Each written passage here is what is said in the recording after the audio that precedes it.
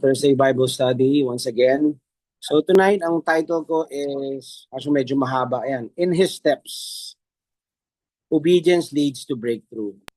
So when we talk about obedience, alam naman natin, obedience sa New Testament, now that we are in the age of grace, we're not talking about the law anymore because it has all been accomplished through Jesus Christ na tinanggap natin siya. All the 613 commandments has already been obeyed. So pagdating dito sa pag-uusapan natin ngayong gabing ito with regards to obedience, these are the directives and things that God has been putting in our hearts na kung saan na dapat natin ginagawa. Kasi sometimes we keep on waiting for this breakthrough to happen or this kung ano man yung pinagpipray natin.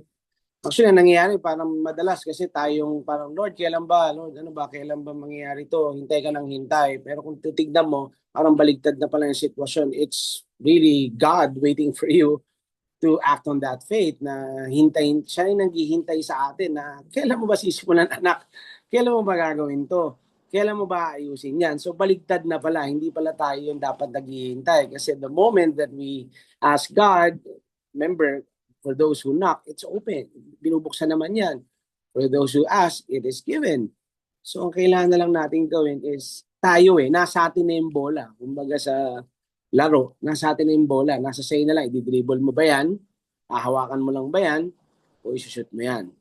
So somehow dito iikot yung ating message for tonight. It's not a typical Bible study na ginagawa natin kasi most of the time, chapter by chapter tayo, verse by verse.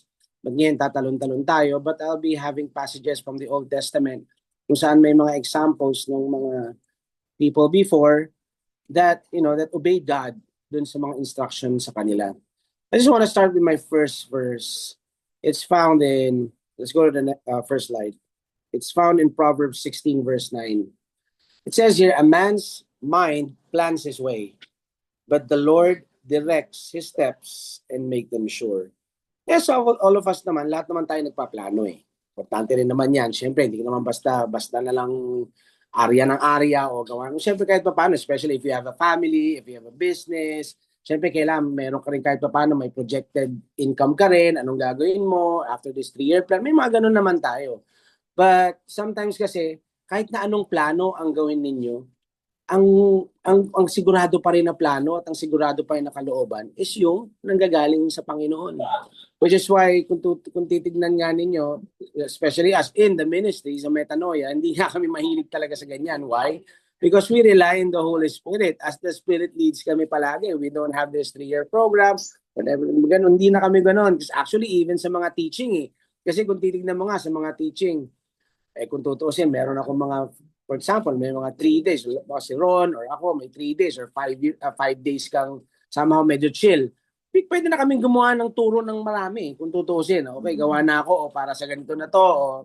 Pero hindi namin ginagawa kasi mas nag-rely kami dun sa sasabihin ni Holy Spirit sa amin. Kaya nga minsan nga, pagbiglaan, like, kahit na ano pang prepare ang gawin mo tonight or 2 days before, biglang at that very moment, bago ka umakit ng pulpit, pag sinabi ng Panginoon na palitan mo ituturo mo, papalitan mo pa rin Kasi doon ka nakakasiguro na mas may makakatanggap.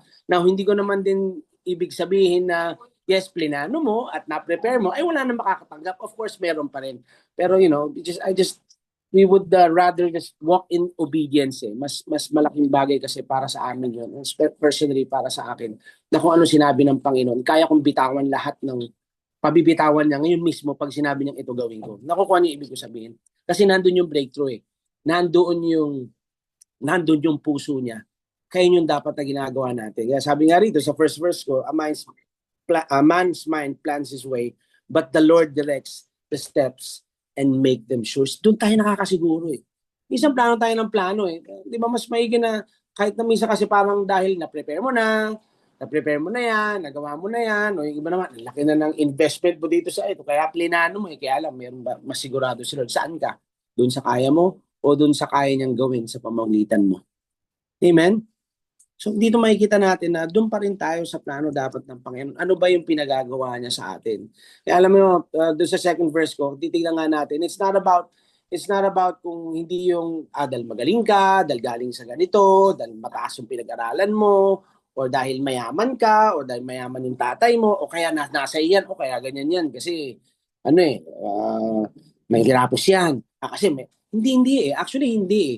Ang hindi yun eh. Kasi kahit na ano pang naabot mo, nasa Panginoon pa rin eh. Kung talagang magtatagumpay ka. Nandun din sa kanya talaga nakasalalay kung susunod ka doon sa pinagagawa niya sa'yo. Actually, merong verse dyan si Solomon that is found in Ecclesiastes. I want to read that. Basahin natin. Sabi dito, I have observed something else under the sun. The fastest runner doesn't always win the race. Sabi, hindi naman ka. Nakalagay rin dito. And the strongest warrior doesn't always. Hindi naman ibig sabihin malakas ka. Ikaw na yung mananalo. The wise sometimes go hungry, and the skillful are not necessarily wealthy. And those who are educated don't always lead successful lives. It's all decided by chance, but by being in the right place at the right time. Now, ito po sinasabi natin, it's all decided by chance. Alam naman natin, at the end of Ecclesiastes, na-realize niya rin. Alam niyo naman si Solomon dito, medyo nasa mundo. So actually, it's not chance eh. Kasi na-realize niya, at the end of Ecclesiastes, sinabi niya, we just follow God. Follow Him. So ibig sabihin, if we are to follow God, if we are to obey Him and abide in His word, ibig sabihin, you could be the one or the person that would be in the right place at the right time. Nakukuha niyo yun? Alam mo yun, kahit sabihin mo, napakagaling mo, kung wala ka sa timing, kung wala sa timing ng Panginoon, hindi mo rin malalakaran eh. Nakuha niyo, may pagkakataon para dyan at ang Panginoon ang nagbibigay sa atin ng kayahan o ng favor o ng kapangyarihan na rin o ng enablement para mapunta ka sa sitwasyon na yun. Alam mo yung, kaya minsan madali tayo ng madali. Alam niyo, kakamadali ninyo, hindi pa eh. Minsan nga, pagka sinabi na ng Panginoon yan, nagdudugtong-dugtong yan. Kaya nga pwede mo idugtong dito in Romans 8:28 that all things work together for good to those who love God, to those who are called according to His purpose. Nagdudugtong yan, nagtatahi-tahi yan eh. Isipin nyo, yung obedience ng isa, sabay nag-obey yung nagdudugtong-dugtong yung obedience ng lahat, doon nagmi-meet lahat, doon na fulfill yung perfect will ng Panginoon para sa atin. So ikot tayo ngayon, iikot yung ating message tonight as I was processing this message, as I was driving this morning. Sabi nga, subukan ko yung text-to-speech speech-to-text kanina habang nagdadrive ako as I was working on the verses. Thank you, Lord. Ito nga yun eh, na minsan kasi plano tayo ng plano eh. Pero kung tutusin, babagsak lang din tayo. Let's abide in His word. Ano bang pinagagawa ng Panginoon sa atin? Steady lang muna tayo doon sa pinagagawa niya. Huwag tayo magmadali na parang minsan gusto natin pagsabay-sabayin eh. Kaya sabi ko naman, importante rin naman magplano. Di ba? Importante rin naman gawin yung mga bagay na yan. Pero mas maganda kung meron tayong plano na dadaanan o lalakaran, yun ang plano ng Panginoon para sa atin. Amen. Nasusundan po ba yung ating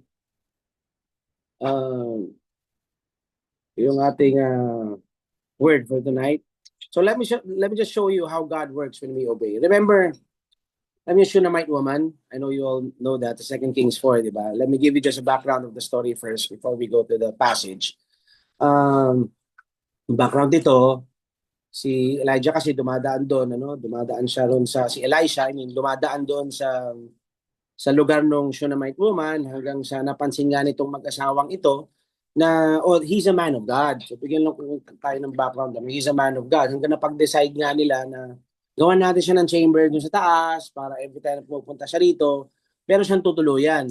And so, ganun nga nangyari.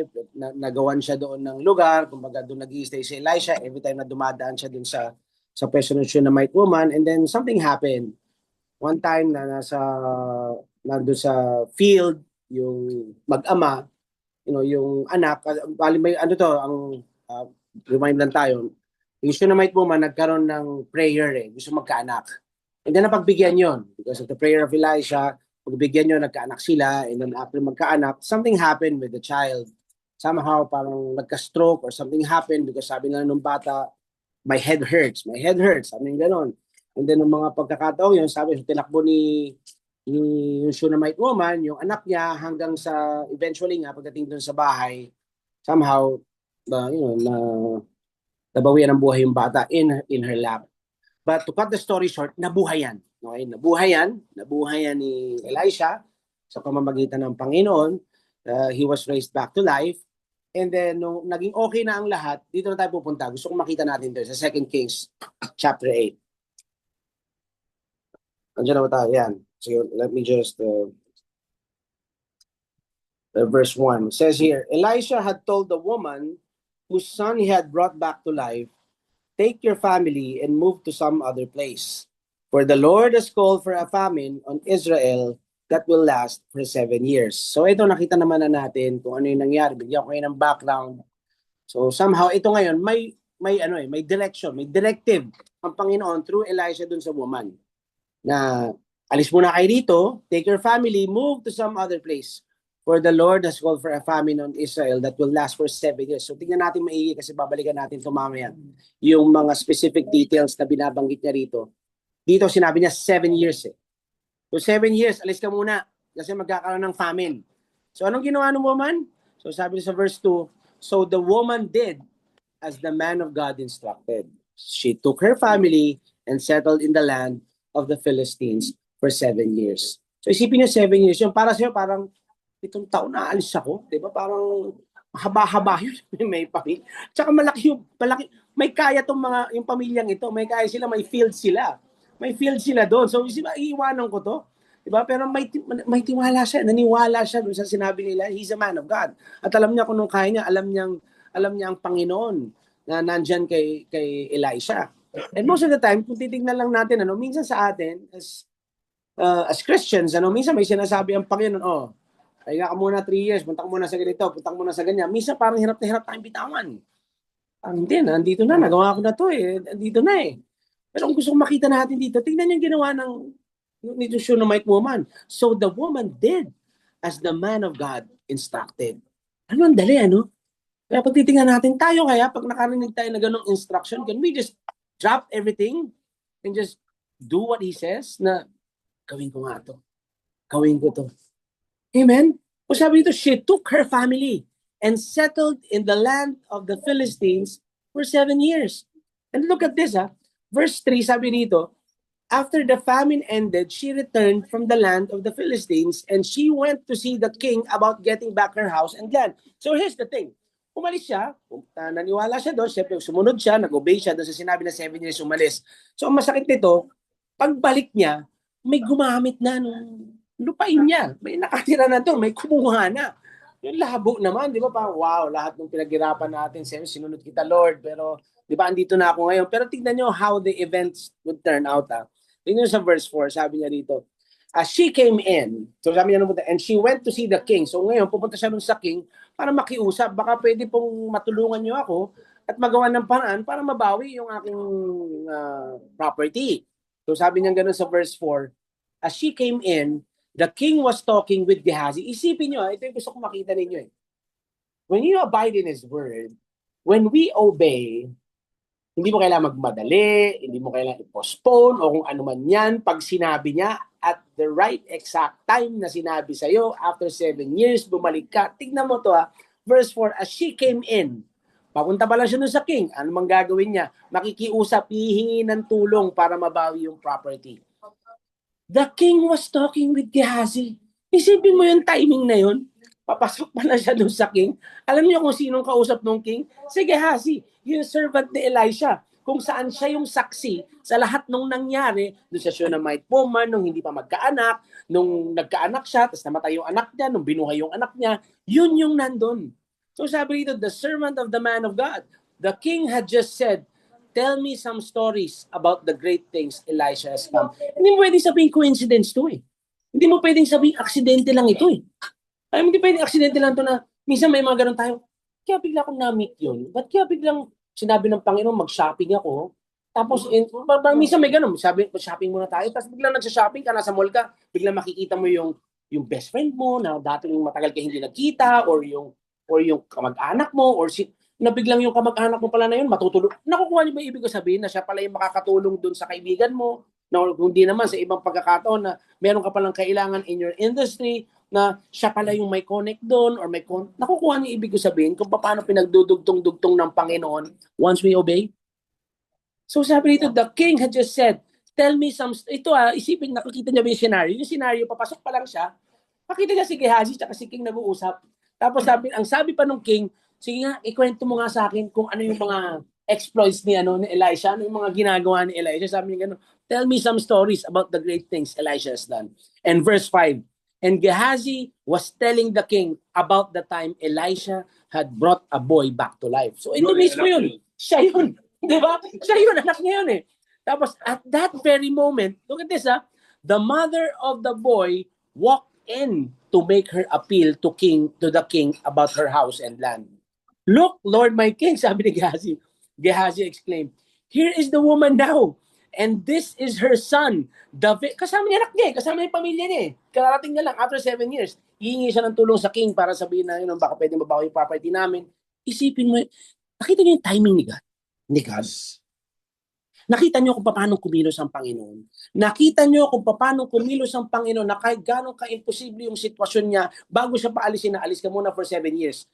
If you just look in the natural, if you just look in your physical eyes na titignan mo na lang, 7 years, aalis ako?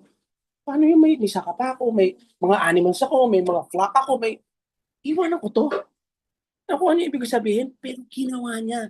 Pero tignan nyo naman, after 7 years, sabi pa rito, here is the woman now. At yung sinasabi kong ni-raise back to life, ito, ang laki na. Ito yung anak niya, buhay na buhay. The very one Elisha brought back to life. So sabi na sa verse 6, is this true? The king asked her, and she told him the story. So, look at this. So he directed one of his officials to see that everything she had lost was restored to her, including the value of any crops that have been harvested during her absence. Para siyang hindi nawala. Bumalik. Kaya kung titignan yung Joel 2, di ba sa Joel 2, di ba, I will restore to you the years that the enemy has stolen. Yes, I claim. Amen? Hindi ibig sabihin na, okay, nawala 7 years, 9 years, 10 years. Then nag-obey ka eh. And everything that you have been doing, you have been walking in obedience. So if you have been walking in obedience, everything that was stolen, He will return to you double. Yes. Ibabalik na yan, mga kapatid. Kaya somehow tonight, kung meron sa inyo ngayon na iniisip mo parang medyo nandiyan ka, sige, hindi man full of regrets kasi naniniwala ko na lahat na nandito sa metanoia at nakikinig, ang regret is wala. But then again, may flesh eh. So siguro may mga dalaw-dalaw na, dapat ganito eh. Alam mo yung mga ganun, sabi ko na nga, dapat ganito eh. I just want to tell you right now, you have to renew your mind and remind yourself that you are now walking in obedience to what God told you. So ibig sabihin yan, kung yan ang ginagawa ninyo, everything is now being restored. And it's yours. Bakit? Kasi naniwala ka. Kasi ginawa mo. Kahit ganun ka-imposible tignan. Walang imposible sa Panginoon. Isipin mo na lang yung timing niyan. Ano yan? Parang, di ba parang, paano mo ita-timing yun? Si God lang nakakagawa nun. Mga kapatid, kaya sabi ko kahit anong plano ang gawin mo, kahit anong habol lang gawin mo dyan sa deadline na yan. Sabi ko kasi minsan habol ka ng habol, pero kung nag-relax ka na lang, kasi pagdating naman doon sa deadline o kung may nahabol ka man, tignan mo, di ba okay naman? Kung titignan mo, sana pala inayos ko na lang yung posture ng heart ko habang nandun ako doon sa sitwasyon. Kasi nagpanik ka, hindi naman pwede naman pala hindi magpanik. Pwede naman pala mag-relax lang. Pwede naman pala huminga lang. Minsan nga sa traffic, inis na inis ka eh. Minsan inis ka sa traffic. Sinira mo yung oras mo, dahil sa inis mo, pwede ka naman mag-relax lang at mag-worship lang. Makakarating ka naman sa pupuntahan mo. Amen? So, ang kailangan natin what? We just abide in Him. And we trust our life sa Kanya. Buhay natin. Alam naman natin hawak niya tayo. Bakit nandito siya sa loob natin. Amen? So, gusto ko makita natin dito, this is what happens when we obey. When we obey, this is what happens.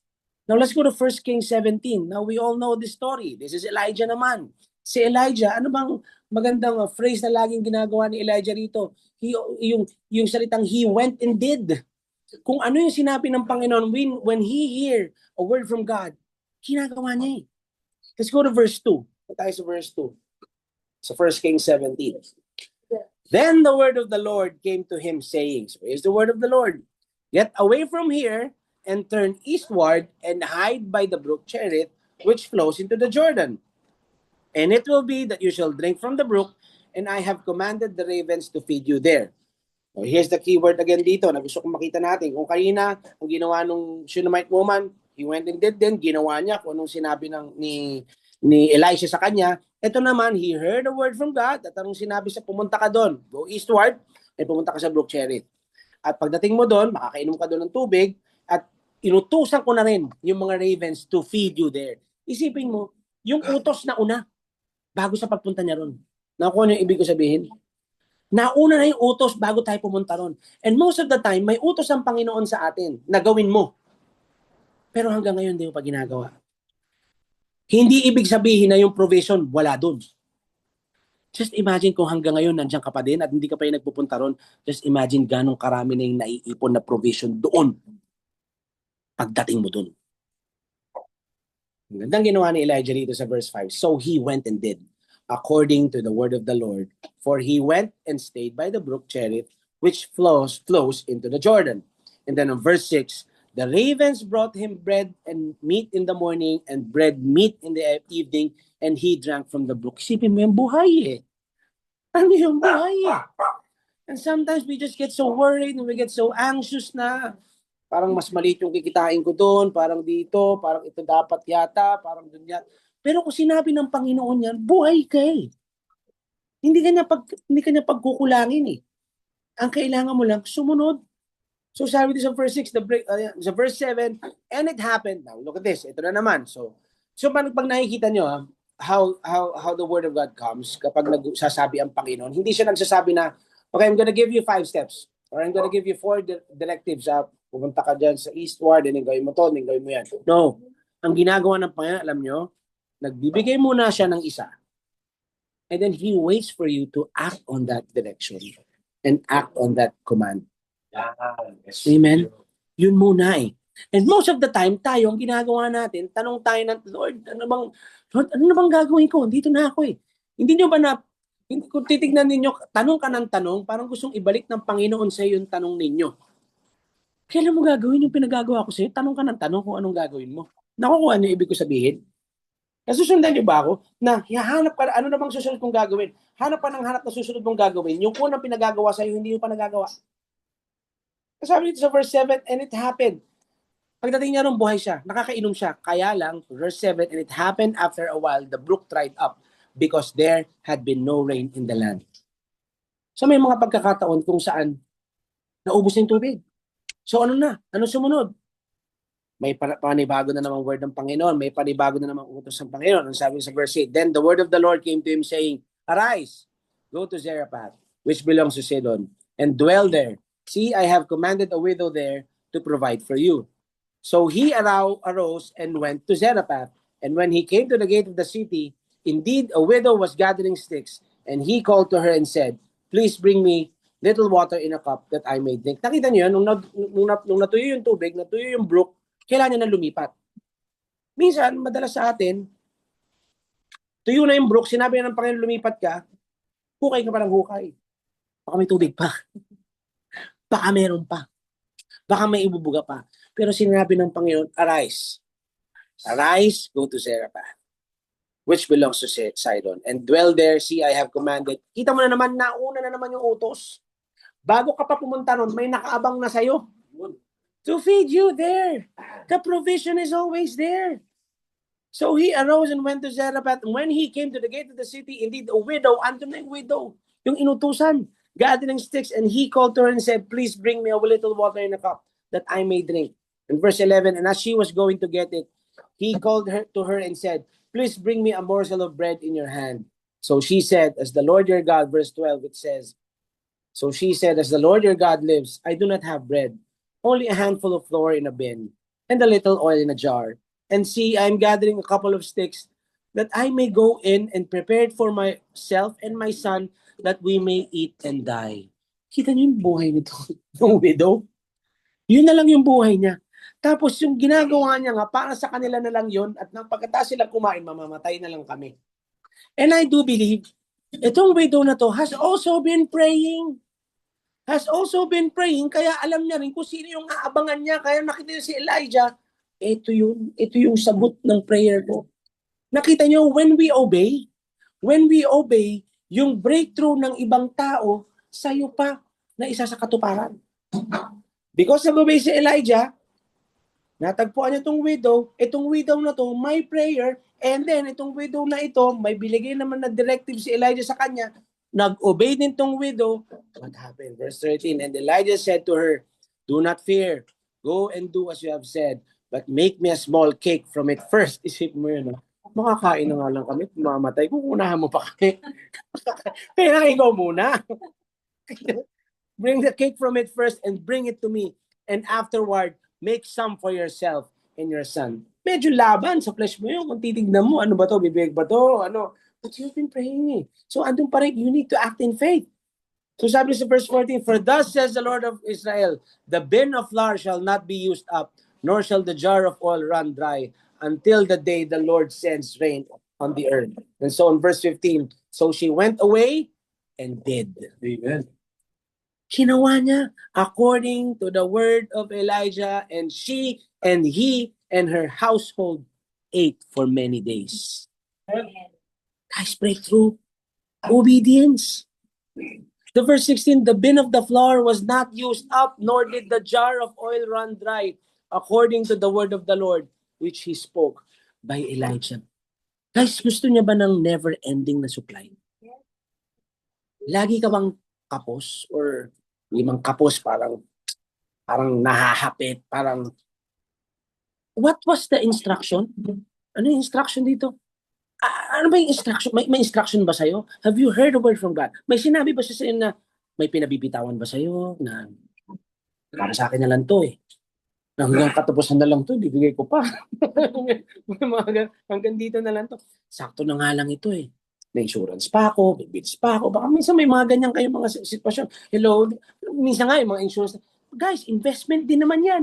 May mga all-in-one dyan. Example ko lang yan. But what I'm saying is this, if God gives a word to give, release. Go and, sinabi siya na, may instruction sa'yo. Release mo yan, give mo yan, go dyan, step back ka muna, obey ka. Anong kasunod nun? Breakthrough, mga kapatid. Pag sinabi ng Panginoon, step back, step back. Pag sinabi ng Panginoon, give, give. Pag sinabi ng Panginoon, obey, obey. Pag sinabi ng Panginoon, steady, steady. Steps and stages eh. Binibigay ng Panginoon eh. Elijah obeyed. Remember, Elijah obeyed. Lahat ng pinuntahan niya, sinabi ng Panginoon, step by step, sinabi sa kanya, ginawa niya. And he was the breakthrough of the widow. Mamamatay na yung widow and his son. Mga kapatid, tayo, may mga word ng Panginoon sa atin, and sometimes, we fail to obey. Now, don't be condemned. Okay? Don't be condemned.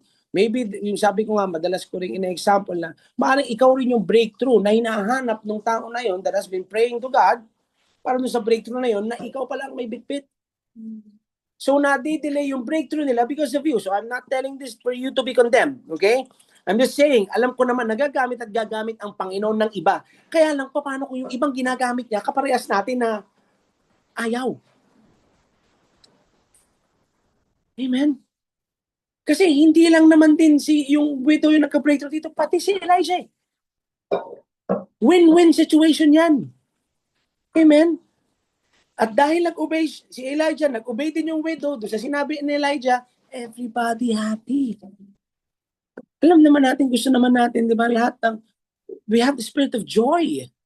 Di ba, na nakikita natin, masaya tayo pag nakikita natin na natatanggap ng kapatid natin, lalo na if an unbeliever, gets to know Christ, makita niya yung eternal life, matagpuan niya yung salita ng Panginoon. Amen? So somehow, ito yung binigay ng Panginoon sa akin, ng word sa atin, na para kahit paano, ma-remind tayo, Lord, I know you have been speaking to me. And guys, we don't even need to learn to hear God's voice. Kasi hindi naman sinabi sa John 10 na my sheep needs to learn my voice. No, ang sinabi doon, my sheep hear my voice. So lahat tayo nakakarinig. Yes. Nakakarinig ka, kapatid. Huwag ka nang tumingin sa tabi mo sa salamin. Nakakarinig ka eh. Yung sinasabi ko, alam mo. Yung sinasabi ng Panginoon, alam mo kung ano yun. Ikaw lang nakakaalam nun. At ang Panginoon. So it's up to you if you're gonna act on it. So what John 2? Kasi John 2. This is the wedding in Cana. Tingnan natin dito. Kung ano yung nagiging, sabi nga, ang title natin is, obedience leads to breakthrough. Sabi sa verse 3. Tapos sa time, alam natin yung background dito na naubusan ng wine. And then, so, syempre, nasa kasal, sa wedding sila, so, kailangan gawa ng paraan. Kaya nga si Mary, kinausap si Jesus, na sabi nga ni Jesus, it's not my time yet, but then, so, sabi nga ni Jesus, let's just read the verse. Sabi dito sa verse 3. Sabi sa verse 3, start sa verse 3. The wine supply ran out during the festivities. So Jesus' mother told him they have no more wine. So sabi ni Mary, wala na, naubusan ng wine. So sabi nga ni Jesus, sa verse 4, Dear woman, that's not our problem. Jesus replied, my time has not yet come. But then on verse 5, but his mother told the servants, I want you to underline this line, itong verse na to. Anong sabi ni Mary dun sa servants? Do whatever he tells you. Who is Jesus? He is the Word. Now, what does the Word tell you? Sabi dito ni Mary, it's like, right now, if sabihin na lang natin parang si Mary, sinasabi sa inyo ngayon na, do whatever the Word tells you. Actually, the Word is telling you right now, do what the Word tells you. Amen? So what does the Word tell you? Ano yun? Guys, mga kapatid, yung nangyari dito, alam niyo ba yung nangyari ditong turning water into wine, yung fermentation dito that would take years to achieve? Ano, ganong katagal yun bago mo ma-perfect yun? Jesus accomplished that in an instant. Yan din kayang gawin ng word sa inyo. Yung iniisip mo matagal pa to, medyo makaabutin pa ako samsam dito bago. Pero gagawin mo yung sinabi ng word. If you start to renew your mind, baguhin at ayusin yung mga dapat ayusin, gawin ng mga dapat gawin, sometimes siya na nakaabang sa atin, mga kapatid. Panginoon na nakaabang sa atin.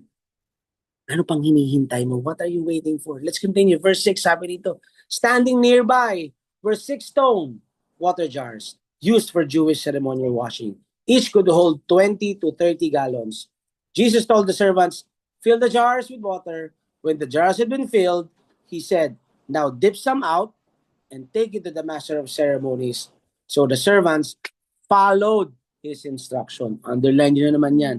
The servants followed his instructions. Titignan nyo, napakaganda ng directive ng Panginoon. Yung details, yung mga simple details na binibigay, eastward kanina, punta ka dito, punta ka dyan, ito naman, nakalagay rito, fill the jars, di ba, may 6 stone water jars yan, punuin mo yan, may sinasabi ang Panginoon eh. Very precise. Kung babalikan mo lang kay Noah, bago naman yan din tinayo yung ark. Very precise din naman even to the cubits. Ganun magbigay ang Panginoon. Amen. Sabi dito, he said, now dip some out and take it to the master of ceremonies. So the servants followed this instruction. Alam mo, sarap basahin ito na, I followed his instruction. Yes. Ano ba isa sa atin na I'm following his instruction? Why? Because in verse 9, sabi dito, when the master of ceremonies tasted the water that was now wine, not knowing where it had come from, though, of course, the servants knew, he called the bridegroom over. And then on verse 10, a host always serves the best wine first, he said. Then when everyone has had a lot to drink, he brings out the less expensive wine. Ganun noon eh. O syempre, hindi naman nila mamamalayan eh. So paglasing na yung mga yan, hindi nila alam. Pero ito baligtad. Kung kailan yung sa dulo, tsaka nilabas yung best. But you have kept the best until now. Amen? Nakita niyo yun? Yung best na yan. Nangyari, bakit? Kasi nag-obey yung servants. Sumunod sila sa instruction. Sumunod sila sa word. Jesus. Now, have we been acting on what God is telling us? Guys, the servants obeyed. What was the result? The best wine. Gusto niyo ng God's best? In every areas of your life? Obey. And if you look closely, mga kapatid, sabi ko nga, God is always in the details. When He instructs to be able to walk in His steps, pinibigay niya yan. Diba, sabi ko nga kayo na 7 years, come back, turn eastward, by the brook, brook cherry, pag natuyo, punta ka naman dito, may widow doon. Di ba? May flour, may small cakes, di ba, jars. Andyan yung details. Mga kapatid, nakakarinig tayo eh. Naririnig natin ang Panginoon. You are able to hear. The problem is, ito lang eh. We hear His voice eh. Siguro, kaya lang hindi natin naririnig because we are not in tune with the Holy Spirit. Ano nangyari yan? Naka-in tune tayo dun sa world, dun sa sitwasyon mo, dun sa bad report, o dun sa naluluging negosyo o kumpanya ng boss mo, o kung ano man, baka doon ka nakafocus. You need to hear His voice. Amen.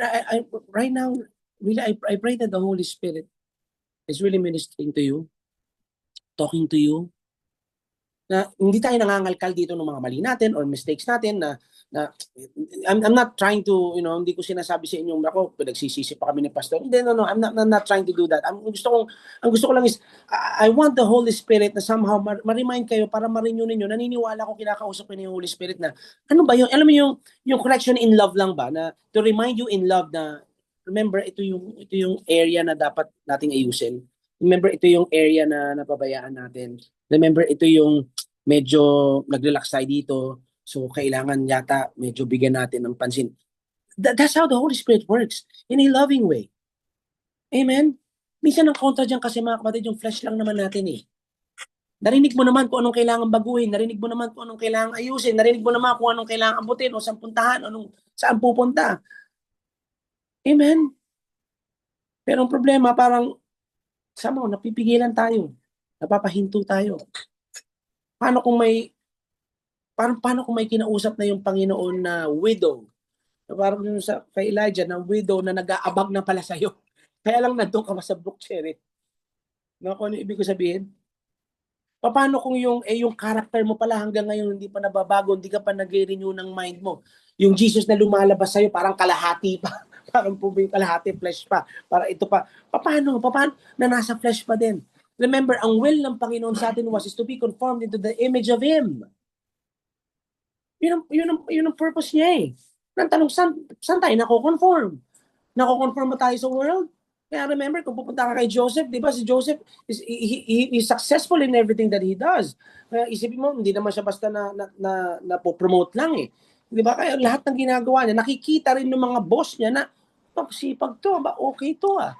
Why? Kasi yung spirit of excellence nandun. Yung spirit of excellence will never come out of us if we are always in the flesh. Kasi ang flesh would be, okay na yan. Pwede na yan. Okay na yan. Tatakbo na yan. Yun ang flesh eh. Yun. Pero may spirit tayo. We have the Holy Spirit in us. Hindi pwede, okay na yan. May spirit of excellence tayo mga kapatid. Kasi bakit pag nakikita tayo, especially na non-believer, tayo yung nagiging parang, yan yung dapat na tinitignan. Kumbaga yan yung example. Yan yung nakikita niyo, nakukuha niyo ibig ko sabihin na ito yung bar. But not really us, but Jesus in us. Siguro James 1 verse 22 to 25. I'm gonna read this in the Living Bible. It says here, and remember, it is a message to obey, not just to listen to. So mga kapatid, alam ko nakikinig kayo ngayon. And binibigay ko naman sa inyo is the Word of God. It's the verses of the Bible. At alam ko, pag nagbabasa kayo, the Lord, it's quickened into your hearts. Alam, kinakausap kayo. Alam ko, sa pagising ninyo, sa paglalakad ninyo, habang nasa trabaho kayo, alam ko, kinakausap kayo eh. Pero nakalagay rito, ang sabi ng Panginoon, it is a message to obey, not just to listen to. So don't fool yourselves. Verse 23, for if a person just listens and doesn't obey, he is like a man looking at his face in a mirror. And verse 24, as soon as he walks away, he can't see himself anymore or remember what he looks like. Hindi tayo ganun eh. So sabi sa verse 25, but if anyone keeps looking steadily into God's law for free men, this is grace, he will not only remember it, but he will do what it says. And I want you to underline itong susunod dito. Anong sabi dito? If He do what He says, if we do what the Word says, yung naririnig natin, hindi lang papasok sa kanang tenga, lalabas sa kaliwa. Pagka daw may ginawa tayo, if we act on what He says, ano daw sabi dito? And God will greatly bless him in everything he does. Amen. I know we have already been blessed. Pero sabi ko sa inyo, blessed na tayo. Alam niyo yung tulak, yung push ng blessing nandun eh. Yung right place at right time nandun na mapupunta ka na. Kaya pala ako nandito. Kaya pala ito yung negosyong napuntahan ko. Kaya pala ito pala yung ginagawa ko. Kaya pala ako nag-fly in dito. Kaya, nakukuha niyo ibig ko sabihin? Because we do what He says. You know what the problem is sometimes? Ba't nahihirapan tayo mag-obey? It's because what we see on the outside. Kaya kanina, di ba, yung session na may woman lang eh. Kung titignan niya, 7 years siya pinalis. Sabi niya, wag ka muna rito. Ikaw yung, may kaya ka eh. Alam mo yun, wealthy ka doon sa lugar na yun. May hirap pa kayo. Minsan pag nakatingin ka doon sa sitwasyon mo, nakatingin ka doon sa pwede mawala, o ganito, parang, hirap eh. Doon tayo nagkakaproblema minsan sumunod. Nahirapan tayo mag-obey because of what we see. Because of what our natural, senses see. Yung eyes natin, yung ears natin. Pero hindi eh. We walk by faith, not by sight eh. Di ba? Ang sight natin, lahat ng sensory mechanism yan eh. Tandaan natin, ang mata hindi naman pwedeng umamoy. Tama? So ibig sabihin, ang pwede lang makakita nung kayang makita ng pananampalataya is yung spirit natin. Tama? So dapat yun ang pinaniniwalaan natin. Di ba? Minsan kasi parang okay pa naman eh. Baka magbago pa isip ni God. Baka ito muna. Baka gawin ko muna to. Ito muna ang gawin ko bago ko, hindi ko muna sundin. Baka di ko naman need daanan pa yun. Baka pwede na to. Baka may pinabibitawan sa'yo. Baka pwedeng unhealthy food yan or whatever. Kung may bisyo ka o kung ano pa man yan. Diba? Kaya ko pa naman eh. Wala pa naman akong iinda. Wala pa naman akong ayos pa to. Paano pala kung yun pala yung pinabibitawan sa'yo? Paano pala kung yun pala yung hindrance sa breakthrough mo? Paano pala kung yun pala yung hindrance sa prayer na not just your prayer but the prayer of your family, prayer of your loved ones, prayer pa ng ibang tao na hindi mo kilala. Kasi ikaw nga yung magiging breakthrough. Nakukuha niyo ibig ko sabihin? Ikaw yung magiging breakthrough niya. Although hindi mo pa siya kilala. Pero dahil ayaw mong bitawan, ayaw mong gawin, ayaw mong sundin, hindi na makuha, hindi na malakaran. Nakukuha niyo ibig ko sabihin? Maybe pwede rin masamang ugali yan o masamang habit yan. Di ba? Parang, okay pa naman eh. Mukhang, hindi naman. Guys, ang gusto ng Panginoon sa atin is we would be able to walk in His good and acceptable and perfect will. We gotta renew our minds. Baguhin natin mga isip natin. I-align natin doon sa pinagagawa ng Panginoon. Alam niyo, pati nagbabago, yung manifestation di lumalabas. Parang di mo nakikita. Kasi nakatingin tayo doon sa natural. Nakatingin lang tayo doon sa kaya natin tignan. Kailangan tumingin tayo on the inside. And what we have. Jesus is in us. Remember the fig tree nung kinurse, di ba? Hindi naman niya nagsimula doon sa dahon eh. Started on the inside. Started from the root.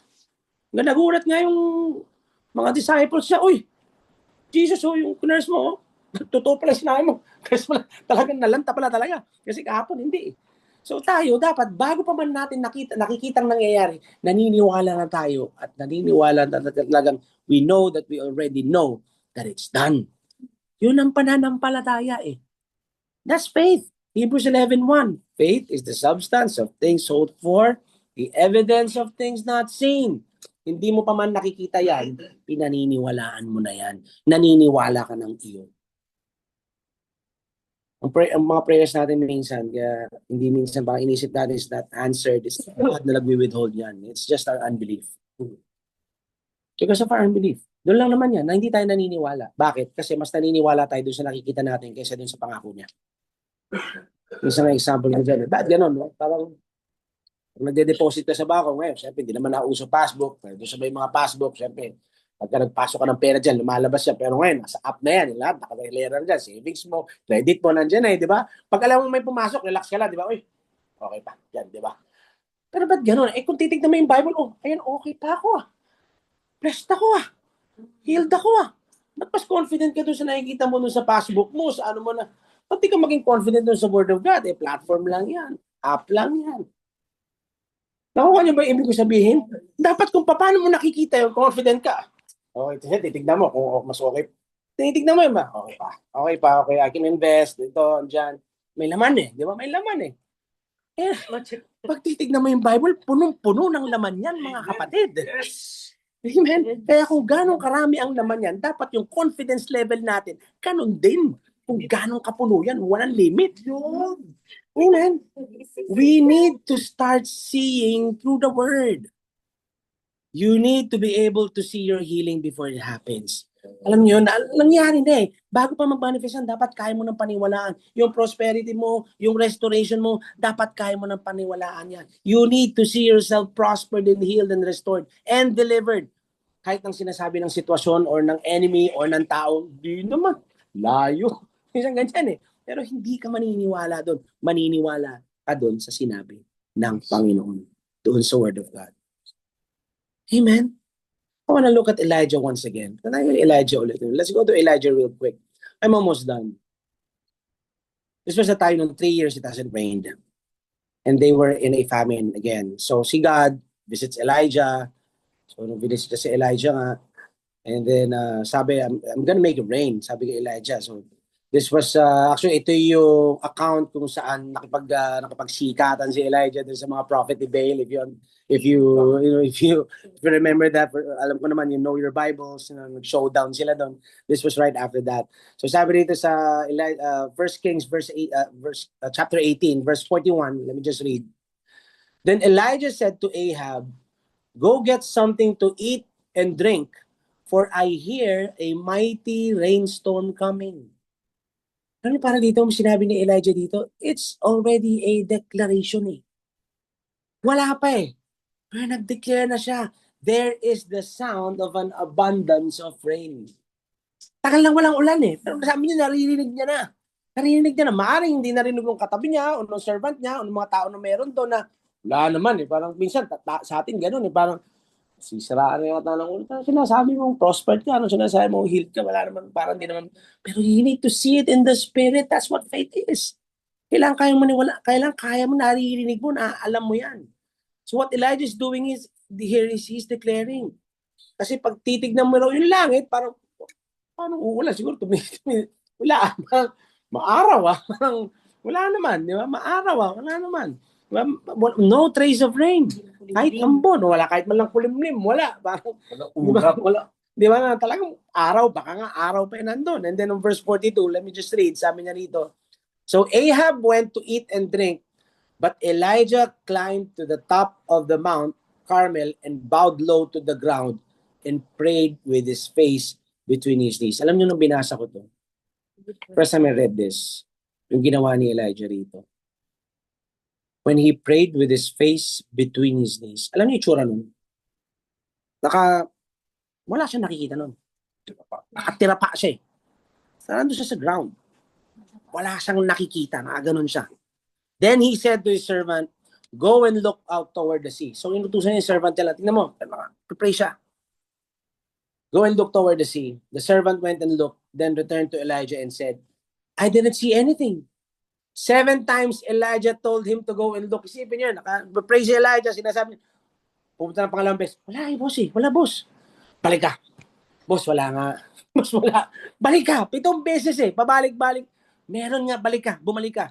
And then on verse 44, sabi niya rito, finally on the 7th time na pinabalik niya, his servant told him, "I saw a little cloud about the size of a man's hand rising from the sea." Yun na yun. Si Elijah, he didn't pray until it rained. Nag-pray siya hanggang sa may makita lang siya na konting pagbabago dun sa sitwasyon. That's enough. Nako niya, ibig sabihin, parang, syempre, inihantay mo rain. Siyempre, pray ka na po, wala pang rain. Pero siya nakabang lang siya doon sa, okay na yan, that's enough. Yung balit na yan, yung maliit na kamay na nakita mo yan, that's the hand of God. That's the hand of God. Yung maliit na yan na yun. Amen? Kahit na mukhang wala. So, ito siya sabi ko siya, bakit hindi siya nakatingin? Because he was already picturing that heavy rain in his spirit. And that's what we should be doing. Huwag ka tumingin doon sa natural. Huwag ka tumingin doon sa nakikita mo. You close your eyes. Look in your spirit. Ngayon parang napipicture mo na, i-imagine mo na. Sabi ko nga, every time you've been planning or you desire to buy a house, you should be imagining yourself walking into the master's bedroom, walking into the living room. Amen? Dapat kaya mo na makita yun. Kasi paano, tsaka na gagawin niya pagka nandyan na, paano kung kailangan ngayon pa lang, pinaplano mo na, alam mo na yan. Amen? So dito si Elijah, he was already visualizing the rain. Yung thunder, yung kulog, yung kidlat, yan yung nakikita niya. Alam niyo, balikan mo. Parang sa kanya, nakikita niyo yung talagang bukulog na eh. Nandun na sa puso niya, sa spirit niya, kukulog na, andyan na. Balikan mo. Wala pa rin boss eh. Andyan na. Balikan mo. Hanggang sa nung nakita nga ng servant niya na meron ng maliit na hand na parang mas maliit na kasi laki lang ng kamay doon sa cloud. At yun na. And minsan tayo ganun eh. Parang minsan, parang basta nag-pray ako pray ako for a job. Wala pa din eh. Diba? Check mo ulit, paghanap ka. Diba? Balik ka lang. Tuloy mo lang. Pastor, mag-pray ako ng healing. Yung pa rin sinabi ng doktor. Diba? Sinabi ng doktor, yung pa rin daw. Check mo ulit. Check mo ulit. Check mo ulit. Kasi sa loob mo pala nakikita mo nakag-heal ako eh. You already, kung bawa kung sama parang hindi ka makatayo, nakikita mo na yung sarili mo, tumatayo, naglalaro, lumalakad, baliksi, ginagawa mo na yung dati mong ginagawa. Amen? So yun dapat yung nakikita natin. Amen? Yung minsan pag nakikita mo yung finances ko, ganito, wala nangyayari. Go check again! Ang magulat ka, pag nag-check ka ngayon, at napakarami ng pumasok in the name of Jesus Christ. Amen? Amen? Kaya kailangan tayo talagang isip natin, di ba? It's not just that we're focused on finances, but mas maraming magagawa ang Panginoon if we are financially blessed. Amen? We need to have that stand na, maniwala sa Panginoon, maniwala sa sinasabi ng Panginoon.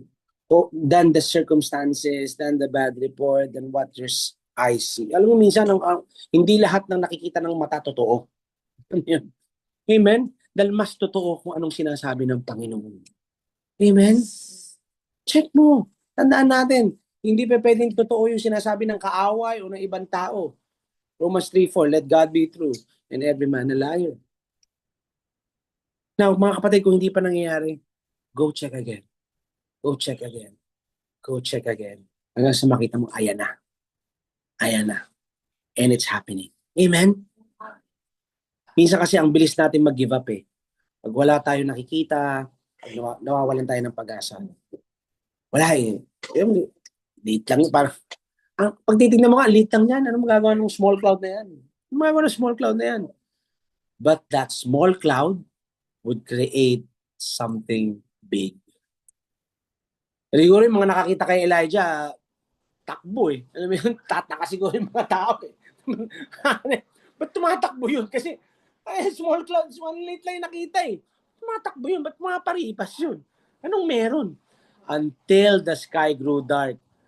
Diba? Hanggang yung kulog, hanggang yan, dumating na. When you're reading your Bible, hanggang nakita mo, tumatakbo yun. Ba't siyempre, iba, natataranta, ba't tumatakbo yun? Wala namang ulan. Pero ayan na. Siguro kung ngayon sabay-sabay parang, di ba, parang ano yan eh, parang, ayan na. Di ba, pagka yung kailan lang may bagyo, di ba, minsan nag-aano yung NDRRMC, ayan na, ayan na, andyan na. Di ba? Kasi mga sila tutunugan na. Kaya pala siya tumatakbo. Di ba? Yun na yun eh. Alam niyo yung tunog ng patak ng ambon sa bubong na tak, hanggang bilang, ayan na. Di ba? I want us to learn something from Elijah here. We need to start to see God in the small ways also. In the small things also. Kasi if we can see Him in the small things, how would you expect to see Him in the big things? Dapat yung maliit na bagay, pagpasalamatan mo na eh. Laking bagay na ayan na yan eh. Kasi yan na yung umpisa. Minsan nakafocus tayo sa supernatural. Umpisahan mong tignan mga galaw ni God through the people who helps you. Through the people na nandyan sa paligid mo. Doon sa mga naaabot mo. Amen? Umpisahan mong tignan yung galaw ni God dyan. Yung simpleng nagamit na tao para ma-refer ka sa isang opportunity or divine appointment. Yung mga ganyang bagay. Dapat nakikita na natin yan mga kapatid. Eh, yung simpleng walang parking nga, eh, naku, puno ang parking dyan, mahirap pumunta dyan. Pagdating mo, kakaangkat mo pala, may lalabas na. Yung simpleng gano'n, na favor, na nakakapark ka na kagad. Yung mga bagay na yan, small things yan eh. And that is the favor of God that is operating in you. You know, we need to thank God for this favor. Thank you for the gift of friendship, for the gift of fellowship. Ito, ginagawa natin ngayon. Yes. Isipin mo yun, kahit sa Zoom, nakakapagkita-kita tayo rito, nakapag-share tayo ng word.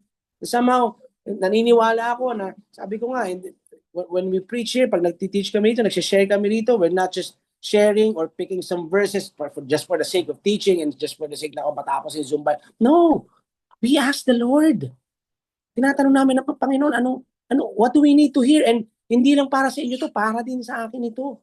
Kasi when I ask the Lord what to share, sinasabi sa totoo lang, every time I share here, pag nagtuturo ako rin mismo nabibless. Kaya thank you Lord. Kasi encouragement din para sa akin. It's also a reminder for me. Amen?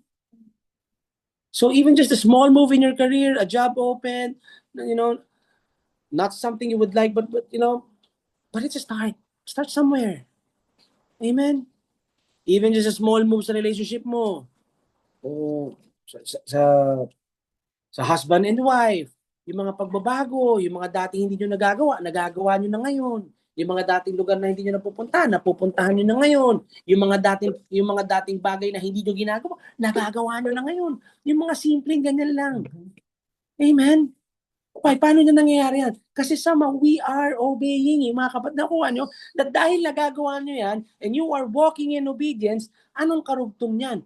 Yung breakthrough. And not just your own breakthrough, but the breakthrough of others through you. Amen?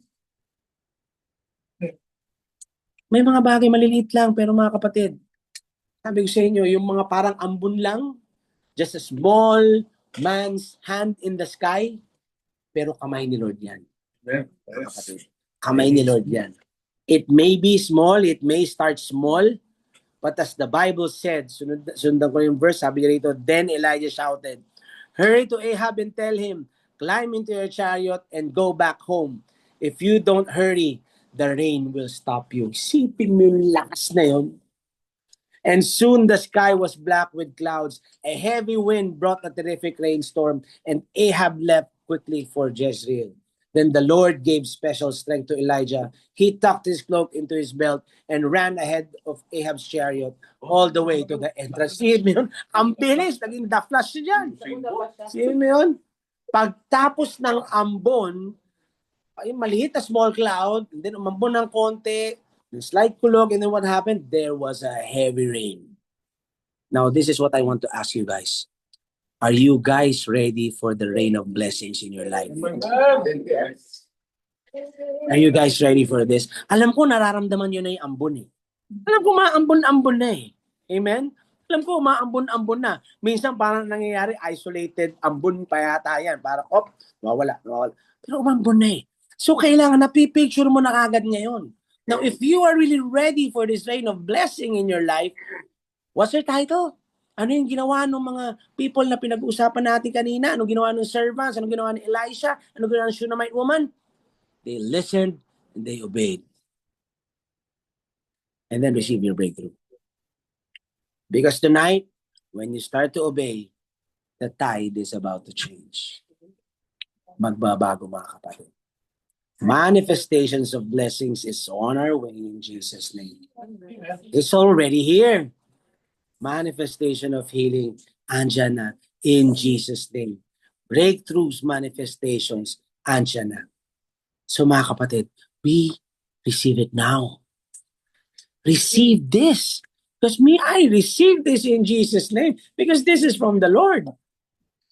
Tinatanggap ko to. Hindi ko pwede hindi tanggapin to. If you can type on the comment box, amen, I receive. Pwede ka tumayo ngayon, I receive. I receive this, God. That's the only act of faith na lang na hinihingi ng Panginoon sa'yo. Parang sinabi ng Panginoon, anak, ito yung word na binigay ko sa'yo. Tinatanggap mo ba yan? Kasi baka ngayon, nag-aalinlangan ka pa at nagdududa ka pa. Paano makikita may sa katuparan yan? Amen. So what's the key? Listen, obey, receive. Amen. How to listen? We abide. We abide in the word. Why? Now, this is my last verse in John 15, verse 7 to 8. It says here, if you abide in me, and my words abide in you. Listen to this, mga kapatid. Yung words kailangan eh. Kasi nandun yung sinasabi niya eh. Nandun yung mga directives niya eh. Ano sabi niya rito? You will ask what you desire and it shall be done for you. May kurugtong tong mga kapatid. By this, my Father is glorified. Mga kapatid, blessed ang Panginoon pag naibibigay niya yung gusto natin. Amen. Pag naibibigay niya yung desire ng puso natin na siya rin naman ang naglagay. Pag nakita niya nagmanifest sa buhay natin yung desire na nilagay niya, bless siya. Why? So that we will bear much fruit. So you will be my disciples. Mga kapatid, I'm so excited for the fruit na makikita natin sa ating mga buhay. And I'm excited for all your breakthroughs. But again, sabi ko nga, lahat naman tayo gusto ng mga bagay na yan. Siyempre, sino man ang ayaw ma-bless, di ba? Ayaw na malakaran yung mga yan. But, itong ang word natin ngayon, ang key natin is what? We listen, may obedience eh. Then we receive. Alam ko si Holy Spirit na ang kakausap sa inyo. Ano yung mga bagay na yan? May mga bagay tayong kailangang ayusin. May mga bagay tayong kailangang umpisahan. May mga kailangan bitawan. May mga kailangan tayong i-align in the Word. And when that happens, there is a promise. Guys, He is a rewarder to those who diligently seek Him. And when He rewards, mga kapatid, alam naman natin kung ganong kalaki ang resources ng Panginoon. Hindi tayo kinukuripot ni Lord. He has blessed us with every spiritual blessings in heavenly places.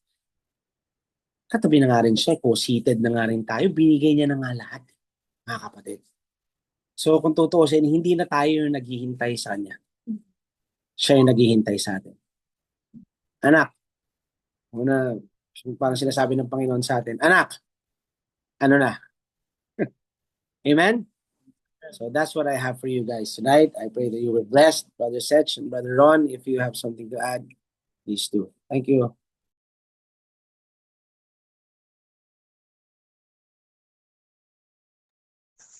Praise God, bro. Amen. I think super good reminder for everyone. And including myself, very blessed. Good reminder, especially kay Elijah. Kaya nga talaga pinangahawakan natin yung word, yung promises natin. You know, sometimes it's not as straightforward as you think. It's not as instant. Hindi naman talaga siya instant, you know. But that's why we have faith. And that's why we believe. That's why we hold fast to the word. Pero definitely, obedience plays such a big role. See, that's the problem. The problem with, I was talking about this at Tuesday group. Na there is obedience and there is faith. And there is obedience because of faith. So I want to add that to the discussion tonight. Kasi, you know, mayroon kong faith. You say, I believe. Pero yun nga, faith without works is dead. Diba? And at the same time, may obedience, pero hindi rin lahat ng obedience out of faith. You know? Like sometimes, a lot of churches, I think it's good also to check the heart. Because definitely, obedience gives you access to the blessings. Amen. That's very clear. Super clear concept yan. From Old Testament to New Testament to all, you know, sa dispensations, lahat. Pero yun nga, we have to check our hearts also and check yung question na lagi kong tinatanong, why do we do what we do? Pwede kang mag-obey na walang faith. Bakit? Pwede kang mag-obey out of fear. Pwede kang mag-obey out of obligation. Pwede kang mag-obey out of peer pressure. Or sabi ni pastor, or sabi ni ganito, or pwedeng mag-obey ka out of manipulation. Is it all the same thing? No, God looks at the heart. So, you know, there are people who can fake obedience they'll obey, they'll comply, but that's not obedience out of faith, you know? And parang ganda nga na reminder sa example ni Elijah. He held on to that. He checked paulit-ulit 7 times pabalik-balik siya. Pero up until he saw that cloud the size of a fist, di ba? Yun na yun eh. Yun na yung manifestation, and then you hold on to it, then you act on it, then you go. You know, the going part is, okay, ito yung point out ko lang. You don't obey in order to believe. You obey because you believe. Amen. Kita ba natin yung distinction dun? You don't obey in order to believe. You obey because you believe. You know? So, i-check natin yung heart natin lagi. I know, I understand may faith component na, oh, sometimes you just gotta step out. Again, yun yung usual na ano natin eh. Diba? So, I get that. We all have moments like that where we don't know what the next step is. It's like walking on water. It's like, yeah, this defies all logic, but Lord, I'm gonna trust you. I'm gonna do it. And that's awesome. I get that, but that also comes from a place of faith, you know? So gets go. If you don't know, pag may unknown, pag uncharted territory, it takes a lot of faith to step out and obey. But again, you check your heart, saan ba galing yun? Diba? For the other things that you're saying, I obey, I obey, I obey, I obey, I sow to the church, I sow to the ministry, nagpa-plant ako ng seed. Why? Kasi sabi, kasi may nag-pressure sa'yo, kasi may nagparinig. Why? I mean, you could be doing the right things, but again, check your heart. Are you obeying because you believe, or are you obeying in order to? Diba? So yun lang. You know, I just wanted to add that. Super good message tonight. Very blessed, very edified, and full of hope. So praise God. Any questions?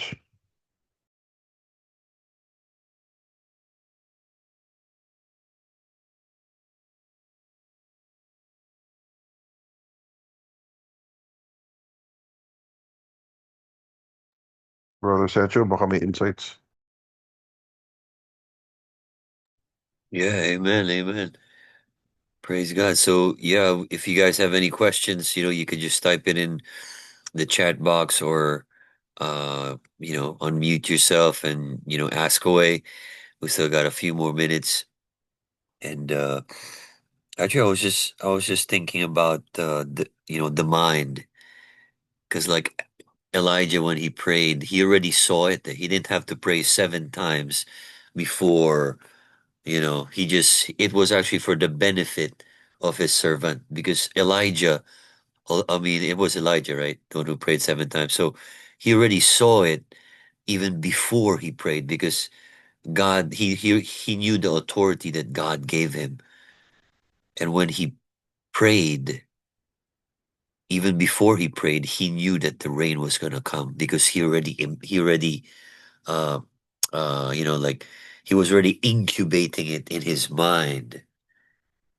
Diba? And that's when faith, he the it was for the benefit of his servant on the seventh time na nakita nila. Diba? But I think that's where our mind, we need to use our imagination, sabi nga ni Pastor Match. 'Di ba, yung imagination natin, how do we use our mind and conceptualize the word, in our mind. 'Di ba, like kunyari healing, when it comes to healing, 'di ba, how do we imagine ourselves healed? So I think it's really powerful, Pastor Match, and how you shared this message, and how important it is for us to obey.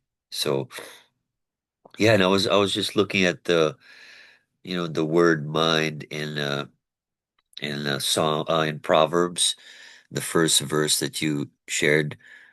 A man's mind plans his way, but the Lord directs his steps and makes them sure. So I guess that's how we start to align our mind with what the Lord is directing you to do. So if you know that the Lord is telling you to do this, then that's when we start to think, how am I going to do this? And we start to imagine. Sabi nga ni Pastor Match, gumagamit siya ng speech to text, di ba? So Man, there's so much advantage that we have, especially in this generation. So I believe we are without excuse, and the only thing left to do is to obey. So, yeah, I'm sure you guys have something in mind, something that's stirring up in your heart. We'd love to interact with you. If you guys have anything, please feel free to ask away. We still got 5 more minutes. Alam ko sila Pastor Match yan. Naririnig ko sa background sila 1010. They're having a good discussion right now, I'm sure. So if you guys want to join in with the discussion, like I don't know if this is stirring you guys up, but I saw a few amens. Maybe some are already sleeping or, you know, baka knocked out na yung iba. But if you guys are still alive, start to react right now and just start to, whatever the Lord's stirring up in your heart, I'm going to obey. Okay, we got one reaction. We got one heart, two hearts. All right. So I know who's awake. I know who's asleep. So if you guys are still there, yeah, the Lord is telling you He has placed something in your heart, and whatever that is, whatever that is, we start to obey, and we start to conceptualize it in our mind, and the Word of God will direct our steps. God will direct our steps. Kaya sobrang laking bagay when we start to use our mind to our advantage, or you imagination, or dreams and visions. The Holy Spirit will start to guide us into that place of obedience. Diba? Kaya ang ganda na sinabi rin ni Brother Ron, that it's faith and obedience. So it comes together.